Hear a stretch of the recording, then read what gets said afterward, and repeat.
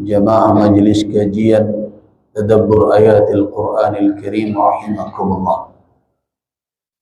Melanjutkan pembahasan kita pada pertemuan yang lalu tentang fadailus suratil Fatihah, tentang keutamaan surah Al-Fatihah, di mana kita sudah jelaskan tentang keutamaan surat itu yang menjadi fadilah. Itu bukanlah berarti memilah-milah atau memisah-misahkan antara surat dengan surat,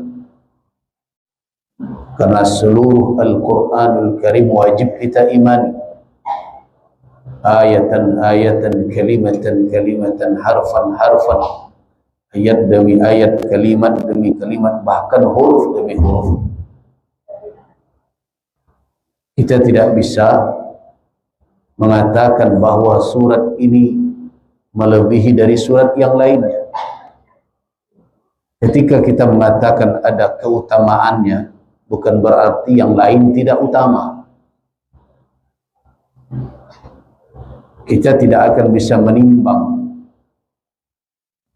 mana dari ayat Allah Subhanahu wa ta'ala itu, dan tidak ada alat bagi kita untuk menimbang itu sehingga kita bisa meletakkan satu di atas dan satu lagi di bawah. Jadi ketika kita berbicara tentang fadail, keutamaan surat, itu sangat menyangkut dengan apa? Dengan ada keistimewaan dalam kondisi dan situasi tertentu. Tetapi dari kedudukan umum Al-Quranul Karim, mulai dari Al-Fatihah sampai kepada surah An-Nas, semuanya adalah hudan, merupakan hidayah, petunjuk yang tidak ada keraguan padanya. Jadi ketika Allah Subhanahu wa ta'ala mengatakan dzalikal kitab, kitab ini maknanya adalah seluruh Al-Quranul Karim, bukan Al-Fatihah saja, bukan ayat kursi saja, bukan Al-Ma'uwidhatain saja, bukan hanya surat-surat tertentu, Yasin saja. Seluruh ayat itu, seluruh surat itu merupakan hudan, merupakan hidayah, petunjuk.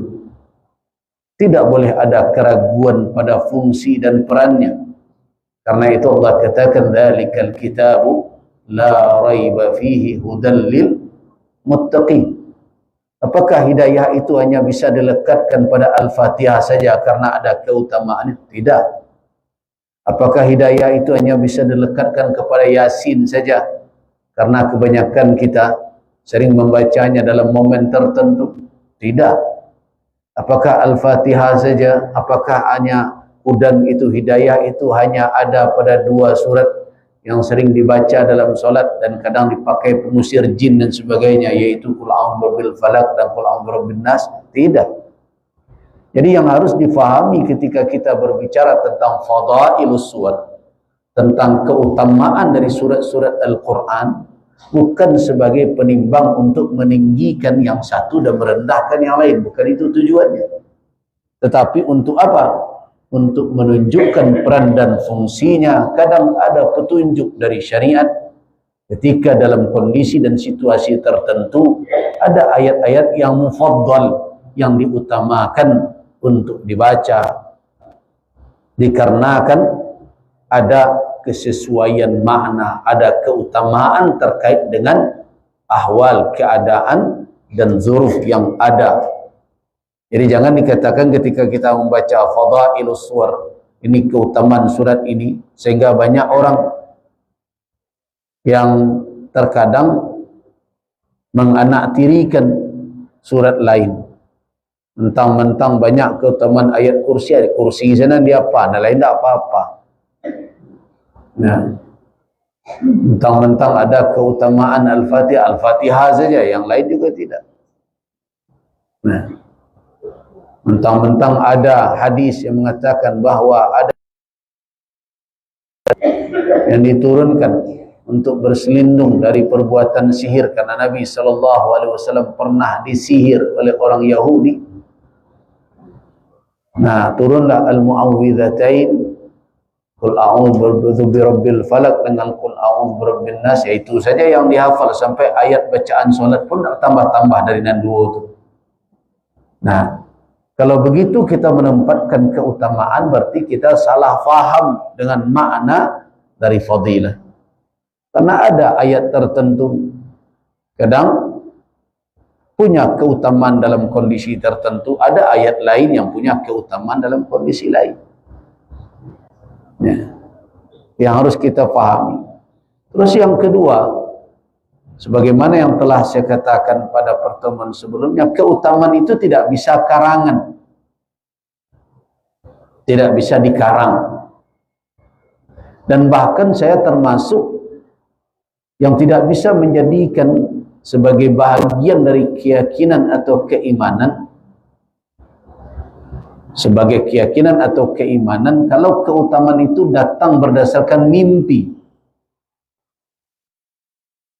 Nah, kalau toh itu akan dibaca dengan harapan agar Allah Subhanahu wa taala mengabulkannya sebagaimana hajat kita, ya silakan saja, tetapi menjadikan dia i'tiqad kalau membaca ayat ini maka akan punya keutamaan seperti ini, tidak bisa. Kenapa? Karena mimpi seseorang di luar dari mimpi Rasul dan Nabi tidak bisa dikatakan sebagai suatu jaminan kebenaran, karena setelah Nabi dan Rasul tidak ada yang maksum.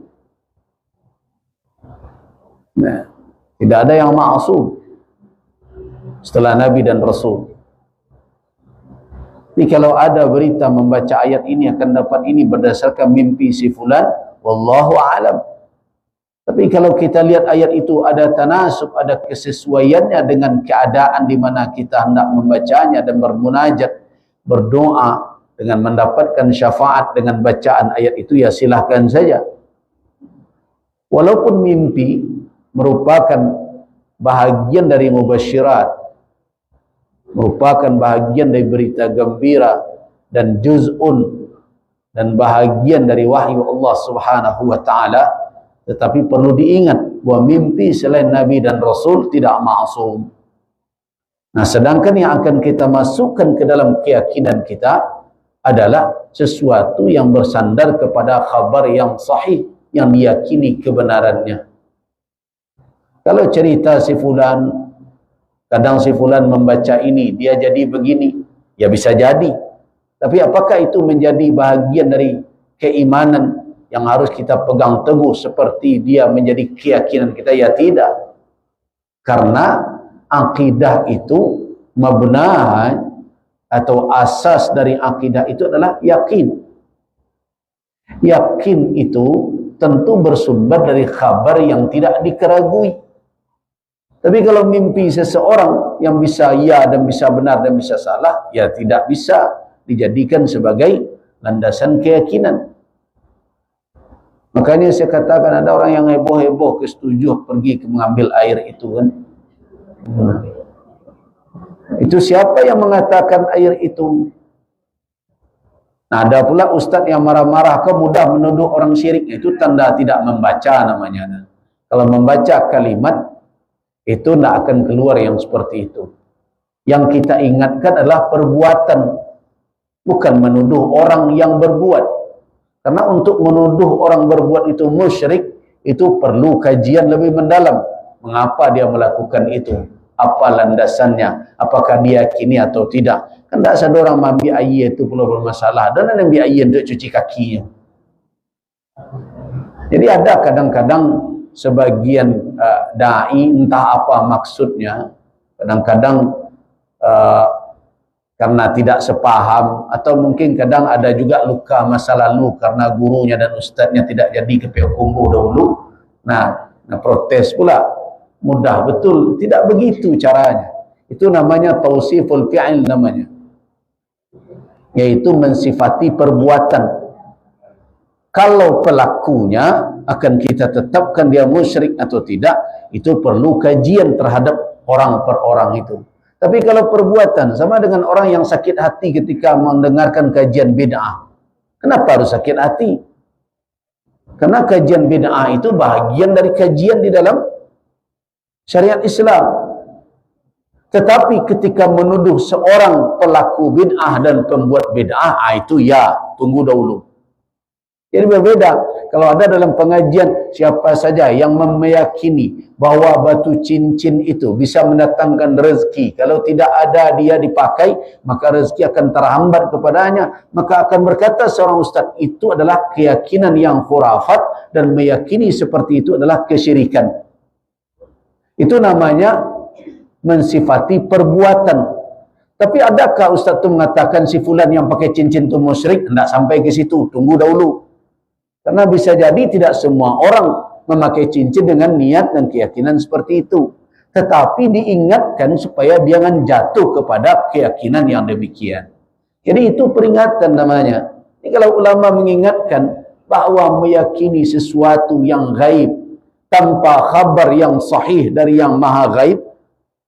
Yang khabar yang sahih dari maha gaib itu hanya dua saja. Al-Quran dan Sunnah. Mimpi ustaz bagaimana? Tidak ada jaminan kesahihan. Paling kalau ia husnuzan saja karena dia orang saleh, tetapi tetap saja ada mungkin kelirunya. Kenapa? Karena dia tidak nabi. Dia tidak rasul. Yang pasti mimpinya itu terjaga dari berbagai macam penyusupan oleh syaitan adalah mimpi nabi dan rasul.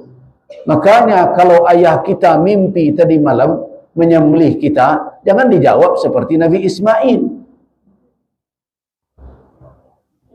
Ya kan? Kalau ada orang tua mengecek, ambo melihat dalam mimpi, ambo disuruh ada seseorang menyembelih engkau.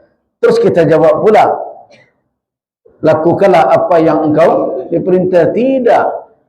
Tapi kenapa Nabi Ismail mengatakan ketika inni araka fil manam anni ta'adbahu. Nah, kenapa? Lakukan apa yang engkau lihat. Karena Nabi Ismail tahu ayahnya adalah nabi.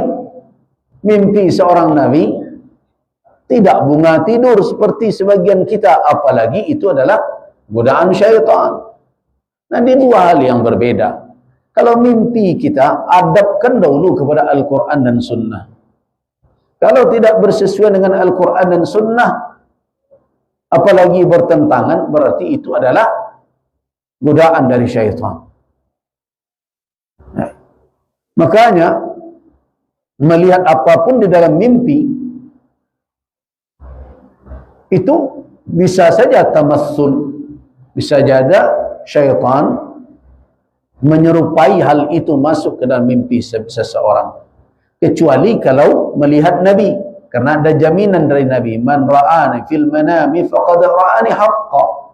Siapa yang melihat saya di dalam mimpi, berarti dia telah melihat saya yang sebenarnya. Kenapa? Inna syaitan la yatamatsalu bi. Karena syaitan tidak bisa bertamassul. Tamassul itu adalah menjelma seperti wajah saya. Cuma ada persoalannya. Kita tahu tak bentuk Nabi kita?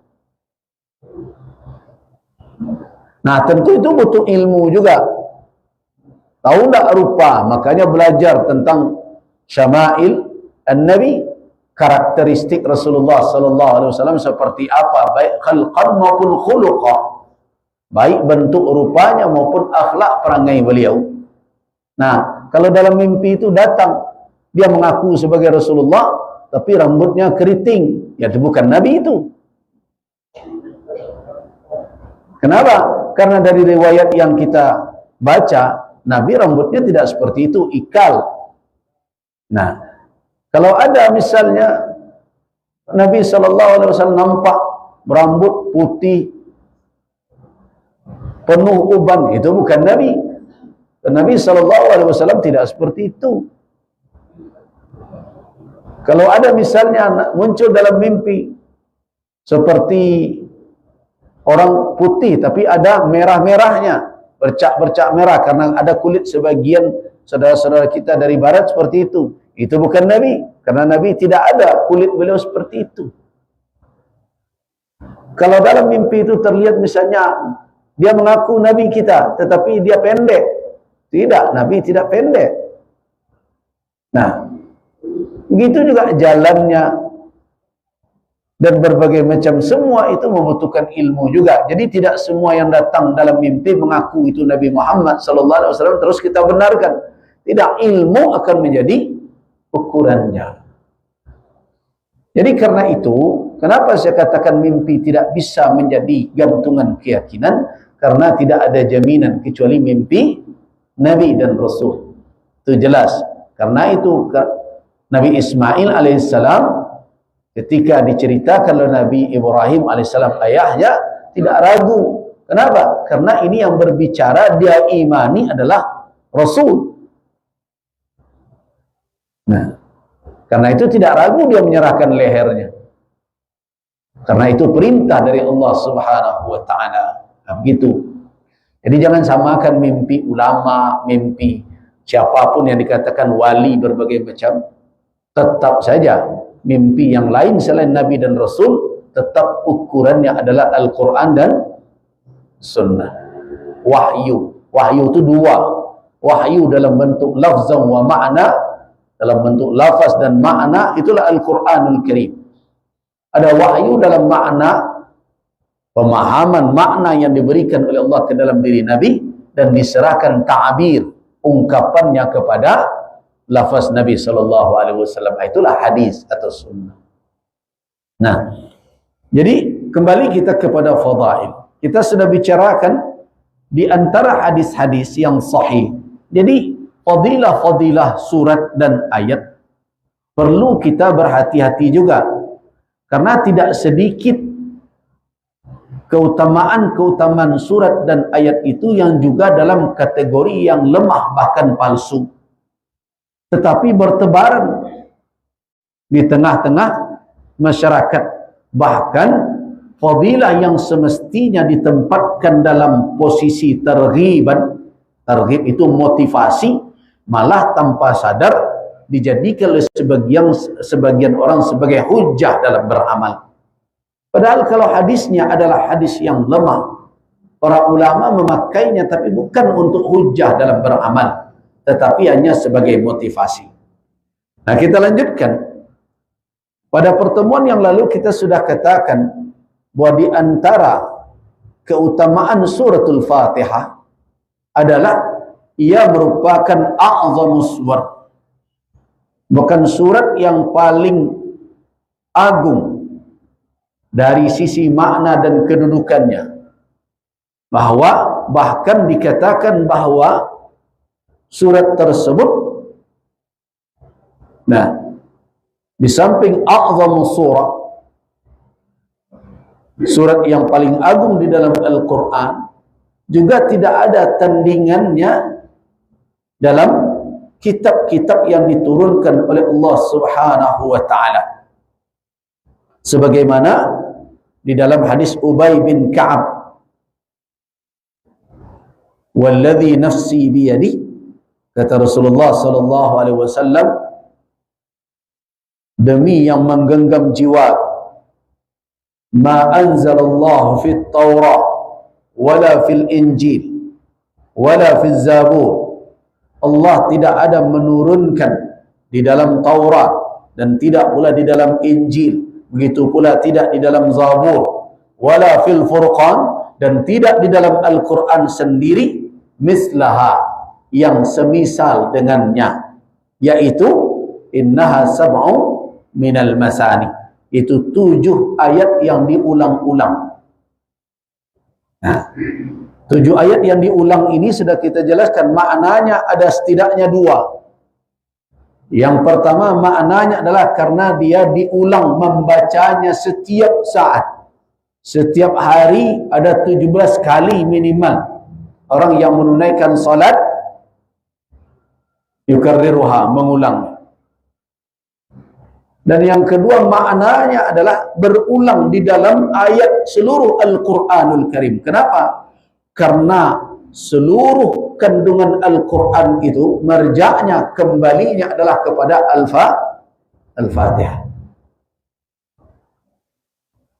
Itu yang sudah kita jelaskan. Nah, sekarang kita lihat hadis yang berikutnya. Hadis sahih yang diriwayatkan dari Anas ibni Malik, yang juga diriwayatkan oleh Al-Imam An-Nasa'i rahimahullah di dalam As-Sunan Al-Kubra, juga oleh Al-Imam Ibnu Hibban, Al-Imam Al-Hakim An-Naisaburi, di mana Nabi SAW dalam suatu perjalanan fi masirin lahu fanazala, beliau berada di atas tunggangan beliau, kemudian beliau turun, wa nazala rajulun ila janibi, kemudian yang lain juga turun dan duduk di samping Nabi SAW.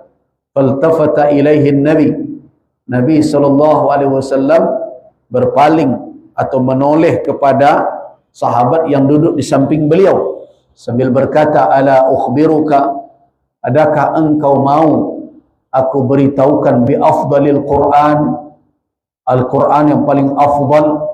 Qala fatala alaihi, ketika itu Nabi membaca alhamdulillahi rabbil alamin dan seterusnya. Dan juga hadis dari Jabir bin Abdullah juga telah kita jelaskan. Sekarang kita lanjutkan dengan hadis Ibnu Abbas, hadis sahih yang diriwayatkan oleh Al-Imam Muslim rahimahullah. Kata Ibnu Abbas radhiyallahu anhuma, bainama Jibril qa'idun 'inda an-nabi sallallahu alaihi wasallam, tatkala Jibril duduk bersama Nabi sallallahu alaihi wasallam, tiba-tiba ada terdengar sesuatu dari atas kepala, dari bagian atas. Nah, farafa'a ra'sah, dan Nabi sallallahu alaihi wasallam mengangkat, menengadah, melihat ke langit. Faqal, dan beliau berkata, Jibril duduk dengan Nabi, tiba-tiba ada sesuatu naqib terjadi di atas kepala beliau. Kemudian Jibril alaihissalam dan juga Rasul mengangkat kepala, melihat ke arah langit. Nah, kemudian apa kata Jibril alaihissalam? Hadza babu minas sama futiha al-yawm lam yuftah qattun illa al-yawm. Pintu hari ini terbuka, pintu langit terbuka yang belum pernah selama ini terbuka, melainkan hanya hari ini saja. Jadi semenjak langit dan bumi diciptakan, pintu langit yang satu ini tidak pernah terbuka kecuali hanya hari itu, kata Jibril. Fanazala minhu malak, setelah pintu langit terbuka turun malaikat. Faqal, nah, apa kata Jibril kepada Rasul?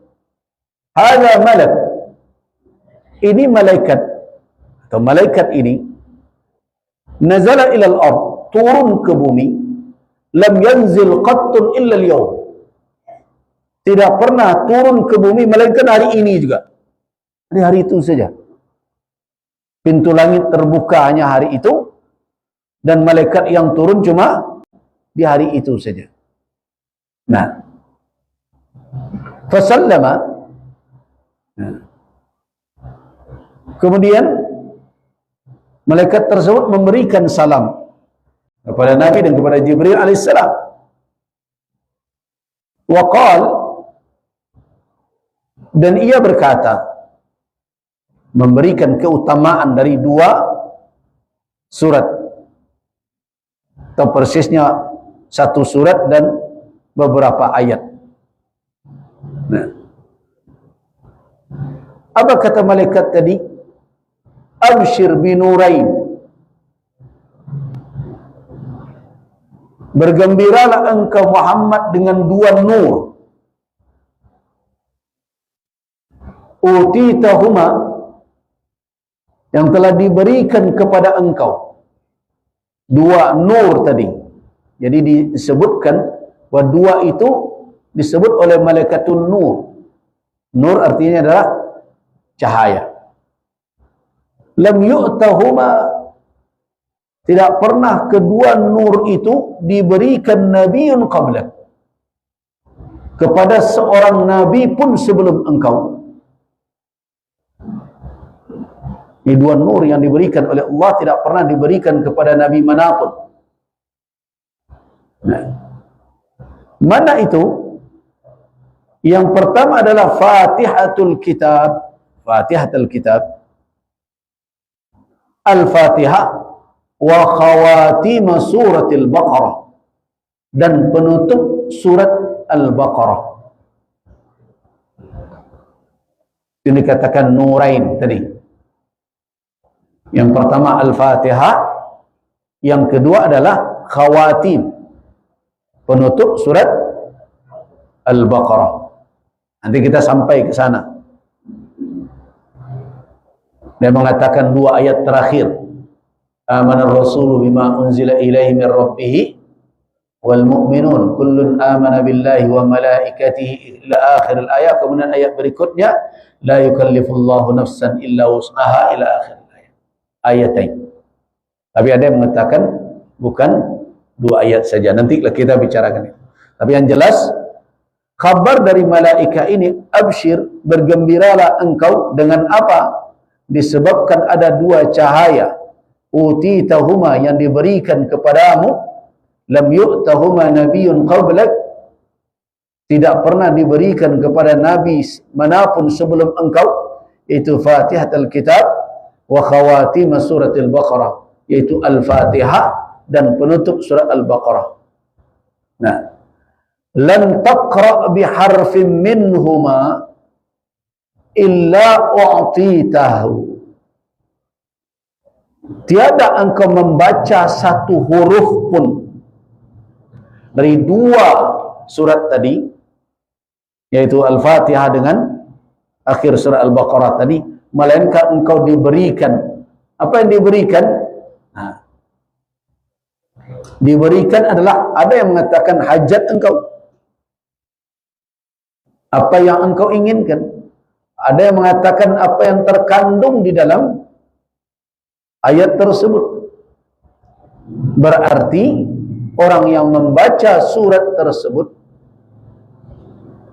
dua dari surat itu kami pantas untuk diistijabah hajatnya dan kehendaknya oleh Allah Subhanahu wa taala.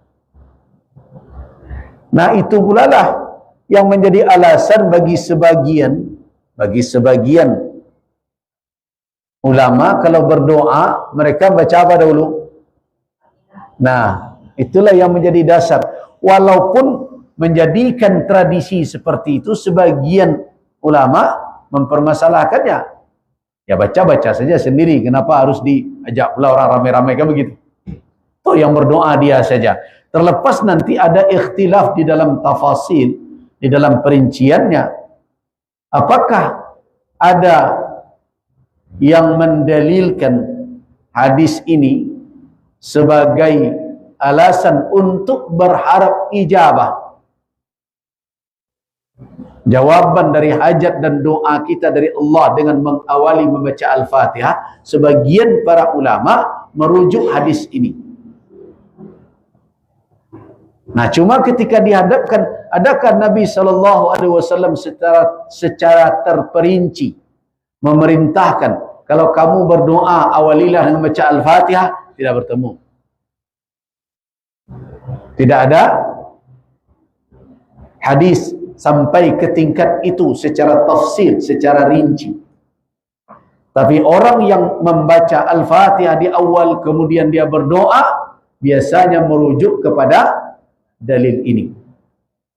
Nah, karena itu dalam perkara yang seperti ini saya tidak termasuk yang setuju membid'ahkannya walaupun saya tidak mengamalkan. Kalau berdoa sudah, berdoa saya a'udzubillah, kemudian berselawat kepada Nabi, kemudian berikutnya minta hajat, dan silakan membaca ayat Al-Quran apapun untuk meminta kepada Allah Subhanahu wa ta'ala agar diijabah doanya. Tapi salah satu yang menjadi rujukan adalah hadis ini.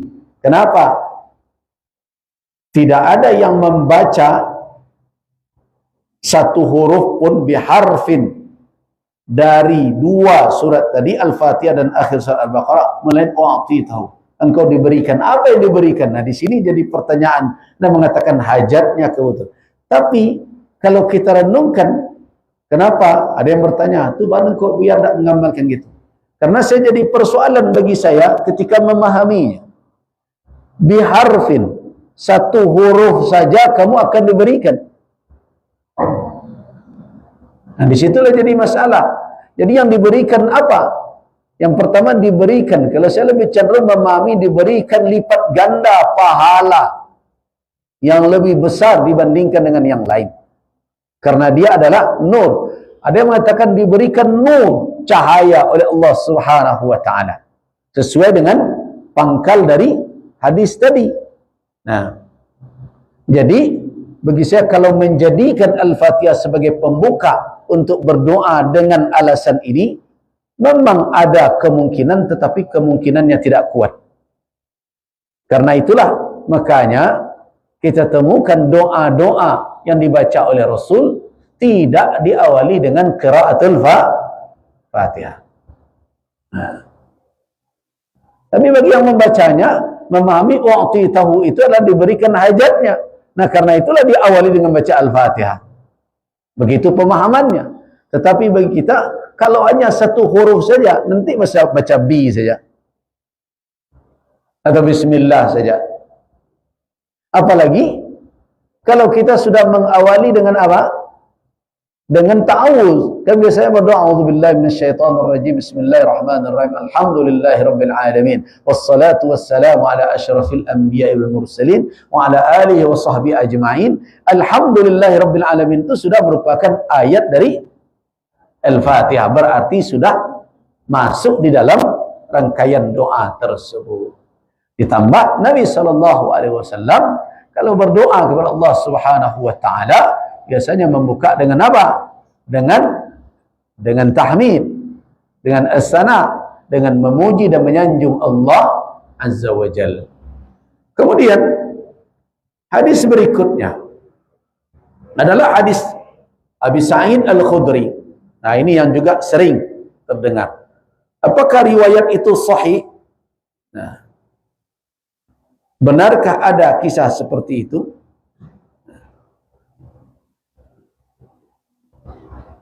Hadis ini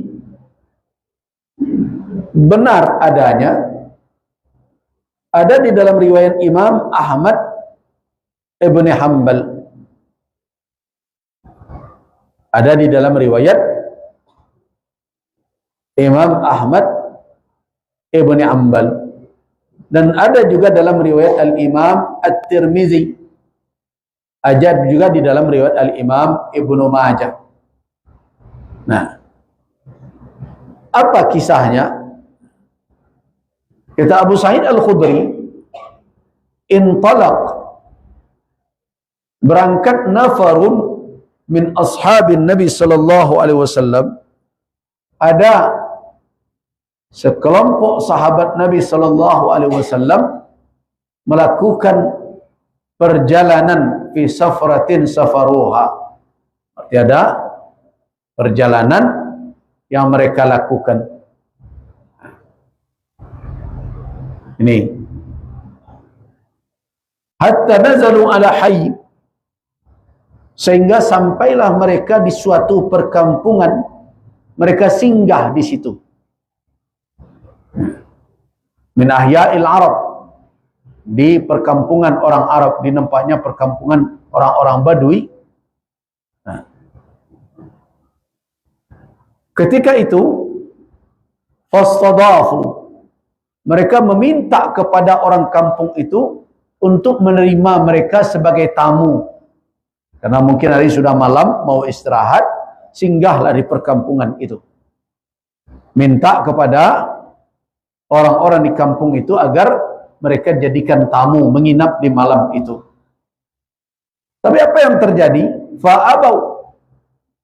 Mereka enggan ayyudhifuhum, menjamu mereka. Jadi mereka tidak mau menerima tamu di kampung mereka. Ibarat orang datang, orang asing lapor ke PRT, ke PRW, oh enggak, kami nak terima tamu dah. Nah, ada yang riwayat lain mengatakan mereka pergi keluar kampung dan menginap suatu tempat yang sudah hampir runtuh, ya. Tetapi apa yang terjadi? Pada malam itu faludgha sayyidu dzalikal hayy. Ketua kampung itu, atau awak mungkin kalau jorong, Pak Wali jorong, negari wali negari, disengat oleh binatang berbisa. Fasa'ulahu bikulli syai'in la yanfa'uhu syai'. Nah, mereka berusaha untuk bisa mengobati ketua mereka ini, pimpinan mereka. Tapi la yanfa'uhu, namun tidak berguna. Obat yang mereka berikan, usaha yang mereka lakukan tidak berdampak apa-apa.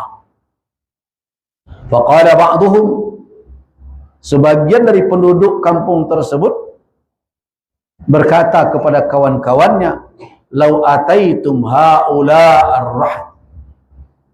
Seandainya kalian datang kepada sekelompok orang itu yang tadi tidak mau mereka menjamunya, kalau datang kepada mereka, nah, alladzina nazalu, yang telah menginap mungkin di tempat yang tidak mereka sukai, yang mereka tidak izinkan, la'allahu ayyakuna 'inda ba'dihim syai'un, barangkali pada beberapa orang, sebagian dari mereka yang menumpang tadi itu ada sesuatu yang bisa kita pergunakan untuk mengobati ketua kita atau penghulu kampung kita ini.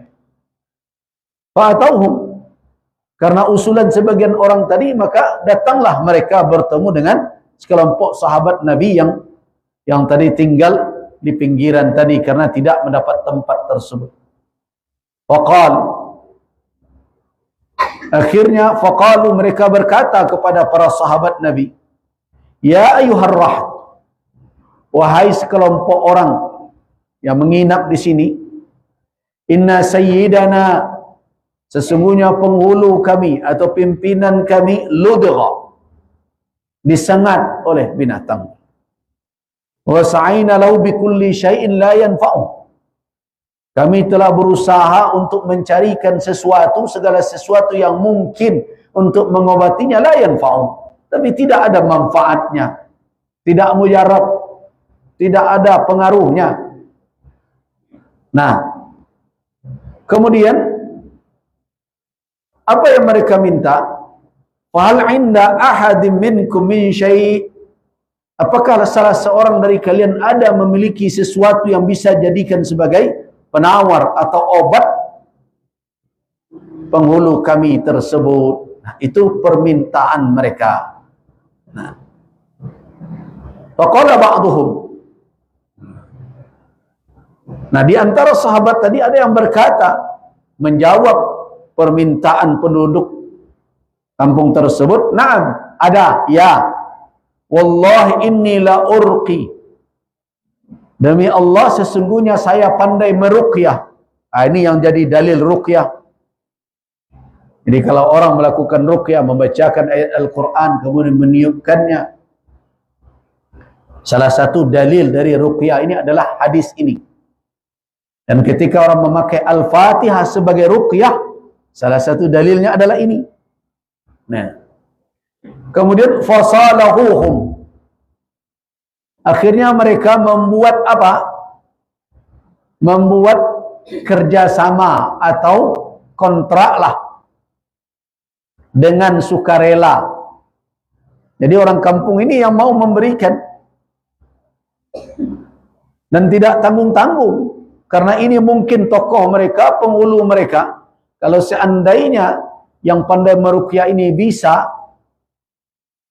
ya memberikan pengaruh atau berguna usahanya, pekerjaannya dalam keyakinan mereka terhadap derita yang dilalui, yang dialami oleh ketua kampung atau penghulu kampung mereka, mereka akan beri qati'in min, ya, yaitu beberapa qati' itu boleh dikatakan segerombolan atau sekelompok dari minal ghanami ala qati'in minal ghanam, yaitu kambing, domba. Jadi beberapa ekor domba akan diberikan sebagai imbalannya. Nah, fantalak, maka seseorang yang tadi bisa meruqyah tadi berangkat bersama dengan penduduk tersebut. Kemudian fayadfulu alaih, kemudian dia tiup dan diludahinya dengan membaca apa? Alhamdulillahi Rabbil Alamin. Ketika baru saja ditiupkan atau disembur oleh sahabat yang meruqyah tadi, kafa'at ka'annama nusyita, seperti bangkit saja orang itu, seolah-olah lepas dari buhul dan ikatan, seperti tadi terikat dan bisa bergerak, langsung dia bergerak, aktif langsung. Fantalak, nah langsung dia berdiri. Tadi mungkin tidak sanggup apa-apa, ini baru saja diruqyah, dibacakan Al-Fatihah, tiba-tiba dia bangkit dan mampu berdiri seolah-olah tidak ada saja sakit yang dideritanya. Nah, fa'afuhum ju'lahum alladhi salahuhum alaih. Dan masyarakat yang tadi datang kepada sekelompok sahabat yang menginap di kampung mereka tadi, yang tidak mereka izinkan tadi, akhirnya memenuhi janji mereka. Mereka kan tadi menjanjikan, mereka yang ingin kalau bisa menyembuhkan, kami beri beberapa ekor domba. Akhirnya diberikan. Namun, nah, apa kata sebagian mereka? Ayo, kita sudah diberi banyak kambing, ayo kita bagi, sibuk. Tapi apa kata orang yang meruqyah tadi, sahabat yang meruqyah tadi? La taf'alu, jangan kalian lakukan itu. Artinya jangan terima dan bagi-bagi dulu. Ini kehati-hatian sahabat, kehati-hatian sahabat. La taf'alu, jangan begitu. La taf'alu hatta na'tiyan Nabi sallallahu alaihi wasallam fanadhkura lahu alladhi kan fananzura ma ya'muruna. Jangan kita terima kemudian kita bagi-bagi begini sampai kita datang kepada Nabi sallallahu alaihi wasallam, kita ceritakan apa yang terjadi ini, kemudian kita perhatikan apa yang beliau perintahkan. Itu dulu. Nah, kira-kira karakter seperti ini ada enggak pada orang hari ini? Rumit itu. Kolabo lah di hadapan matua. Panjang lo iyo aja lo. Kok hilang lah, Pak? Nah, keluarlah pepatah. Kesempatan itu tidak datang dua kali. Macam-macam lah itu. Rasaki. Malu ada doa penolak rasaki. Macam-macam lah ceritanya itu. Pokoknya mana kemambian. Tapi sahabat tidak demikian. Sesuatu yang baru bagi mereka. Mereka membacakan ayat Al-Quran, kemudian mereka ruqyah dengan itu orang yang sakit, kemudian orang tersebut sembuh, dan orang tadi, orang yang datang meminta mereka memberikan ju'ala. Ju'ala ini hadiah. Bukan mereka yang membuat kontrak. Baik, saya bacakan ini, nanti bayar saya segini ya kalau sembuh. Tidak. Makanya fasalahuhum. Nah, mereka yang ingin kalau kamu berhasil, pekerjaan kamu berguna untuk penghulu kampung kami berikan qati' minal ghanam. Nah, ketika orang-orang kampung tadi memenuhi janji mereka, Sahabat berfikir lagi, ini kita ambil bagaimana? Ada yang mengusul, ya sudahlah, rezeki bagi-bagi, tunggu dulu. Nah, kita datangi dulu Nabi. Kita ceritakan apa yang terjadi. Kemudian kita tunggu, kita lihat apa yang diperintahkan oleh Rasul kepada kita. Akhirnya faqadimu ala Rasulillah. Mereka datang bertemu Rasul sallallahu alaihi wasallam, fadzakarulah. Nah, mereka ceritakan apa yang terjadi di perjalanan mereka itu. Apa komentar Nabi sallallahu alaihi wasallam? Nah, Nabi berkata, "Wa ma yudrika annaha ruqyatun." Kepada orang yang meruqyah tadi, dari mana engkau tahu, siapa yang memberitahukan kepada engkau bahwasanya Al-Fatihah itu bisa dipakai untuk meruqyah?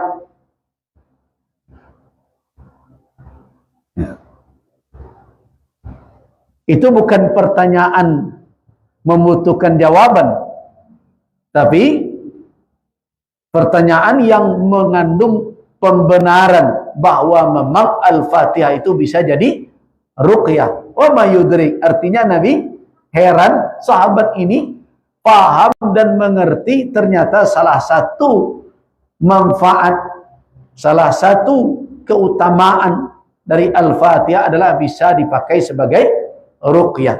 Karena itu Nabi sallallahu alaihi wasallam, wa ma yudrik, apa yang membuat engkau tahu bahwa annaha Al-Fatihah itu ruqyah. Jadi kalau ada orang membaca Al-Fatihah karena terasa mungkin badannya, kemudian dia tiupkan ke tangannya, dia usapkan, apakah itu boleh? Boleh, karena Al-Fatihah memang ruqyah. Cuma belum selesai sampai di sana.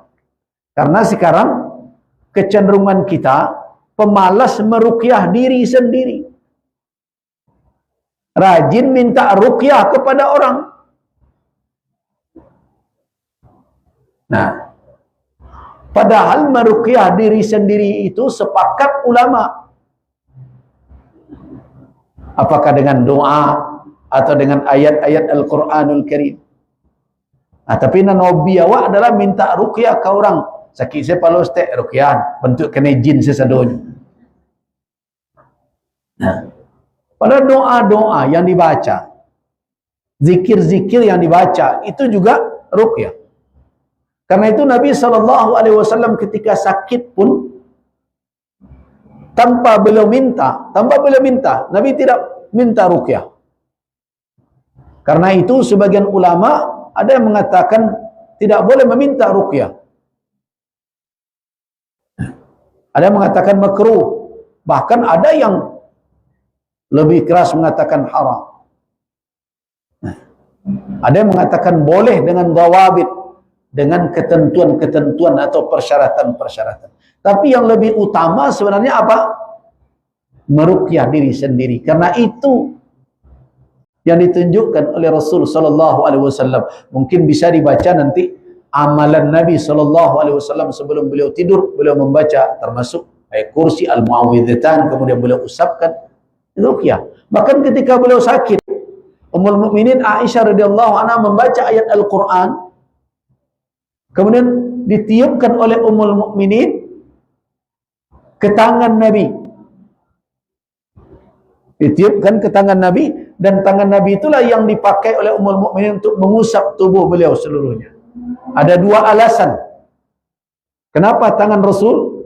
Yang pertama karena meruqyah diri sendiri itulah yang terbaik.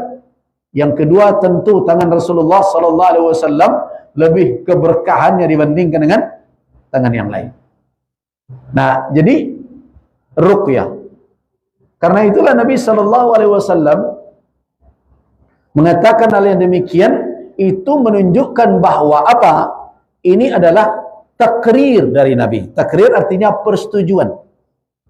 Ketetapan dari Nabi bahwa Al-Fatihah adalah ruqyah, dan itulah salah satu keutamaannya. Setelah itu beliau berkata, qad asabtum, kalian telah melakukan sesuatu yang benar. Jadi yang kalian kerja itu tidak salah. Karena itu Iqsimu, bagilah hadiah yang diberikan orang tersebut. Wadribu li ma'akum sahma. Nah, jangan lupa yo jatah ambo, kata Rasul. Fadhaika Rasulullah sallallahu alaihi wasallam. Rasulullah tertawa, tersenyum ketika itu. Entah you serius belum minta bagian, belum tanda, tapi Nabi mengatakan itu sambil tertawa. Nah, orang awak kan ada je, kadang datang ikut terima buya berbagai macam. Ayo ndak batu halal terima, tapi jangan lupa uang dangannya dak. Kira-kira begitulah. Nabi kan juga berkelakar dengan sahabat, itu pertanda bahwa Nabi begitu akrab dengan para sahabat beliau. Nah, hadis ini hadis sahih. Nah, hadis Abi Bishr al-Yaskari juga dan dari Abi Sa'id al-Khudri, ini diriwayatkan oleh as-sahih, oleh as-Syaikhan di dalam as-Sahihain, Imam Al-Bukhari dan Al-Imam Muslim dalam dua kitab sahih beliau, Sahih Imam Al-Bukhari dan Imam Muslim. Tadi juga diriwayatkan oleh Imam Ahmad Ibn Hanbal, Ibnu Abi Syaibah, Imam At-Tirmizi, Ibnu Majah dan lain-lain. Nah, jadi karena itu salah satu keutamaan dari Al-Fatihah adalah ruqyah, berarti dia dibaca, bukan dipajang di dinding.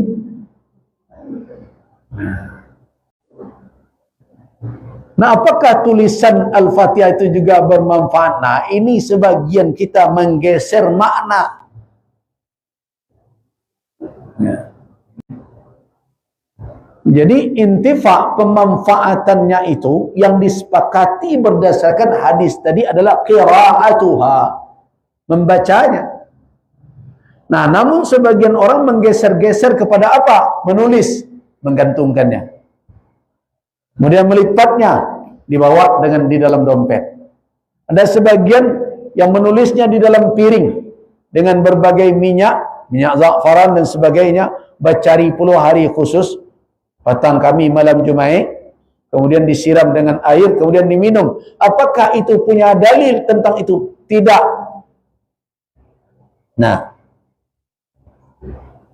Nah, cara-cara seperti itu baru muncul di tengah kaum muslimin ketika umat Islam telah bersentuhan dengan budaya-budaya lain. Nah,